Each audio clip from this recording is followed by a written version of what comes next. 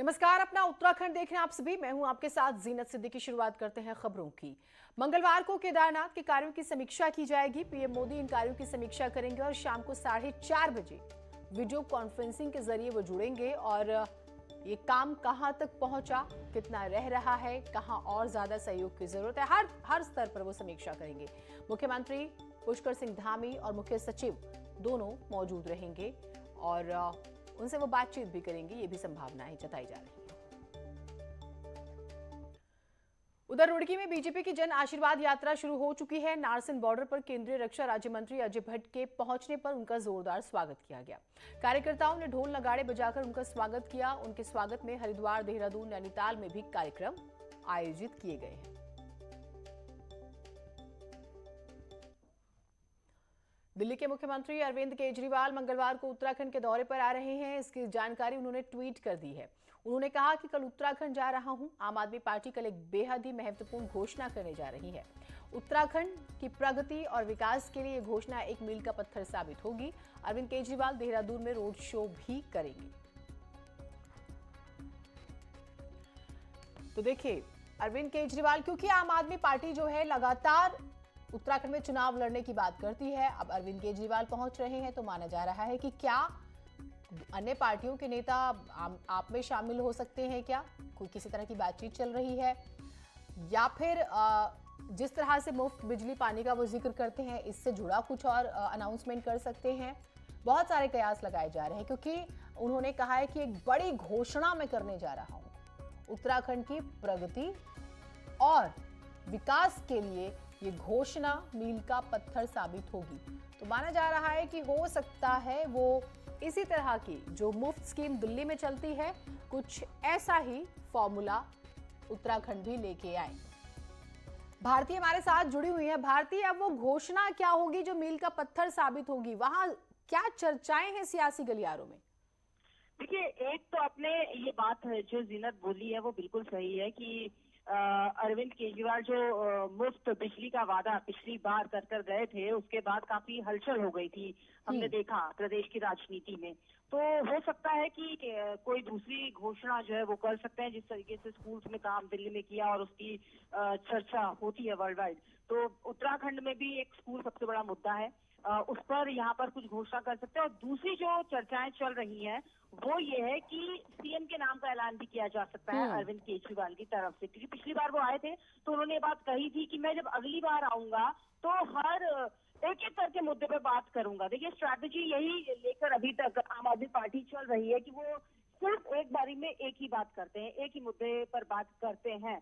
तो कल का जो मुद्दा होगा वो ये कहा जा रहा है कि या तो हो सकता है एक बार फिर से कोई फ्री की बात की जा सकती है, लोगों से जुड़ी हुई बात की जा सकती है, और दूसरा ये भी हो सकता है कि वो सीएम के नाम का ऐलान कल करें। ये बहुत बड़ी बात आपने बताई कि हो सकता है किसी चेहरे का प्रतिनिधित्व, जिस तरह से हम बात करें कि भाई किस चेहरे को लेकर पार्टी आगे बढ़ सकती है, उसका वो जिक्र कर सकते हैं। बहुत शुक्रिया आपका तमाम जानकारियों के लिए। खबर नैनीताल से आ रही है, बहुत ही हैरान करने वाली। यहां पर एक पर्यटक का मर्डर हो गया है। नैनीताल में महिला पर्यटक का मर्डर, होटल के कमरे में महिला पर्यटक की हत्या हुई है। पुलिस ने जांच शुरू कर दी है और आरोपी फरार है। तलाश में पुलिस जुटी हुई है।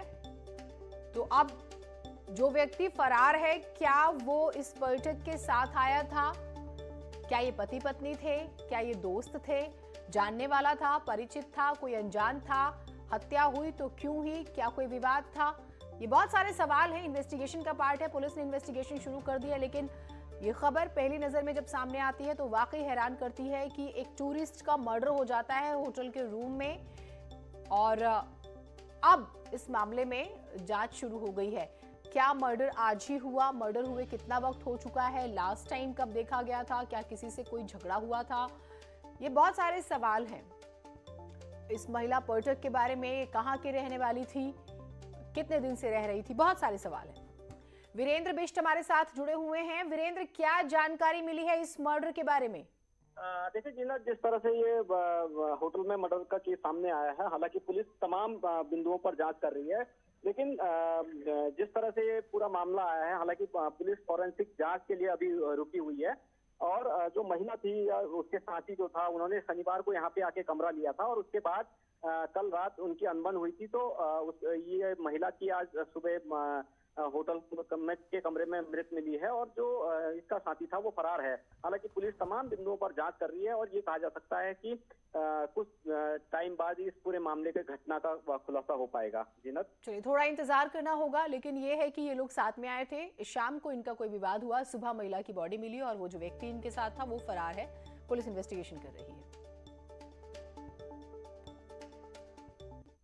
देहरादून से बड़ी खबर आ रही है। एक हफ्ते और बढ़ गया कोविड कर्फ्यू। राज्य में 24 अगस्त तक कर्फ्यू बढ़ाया गया है।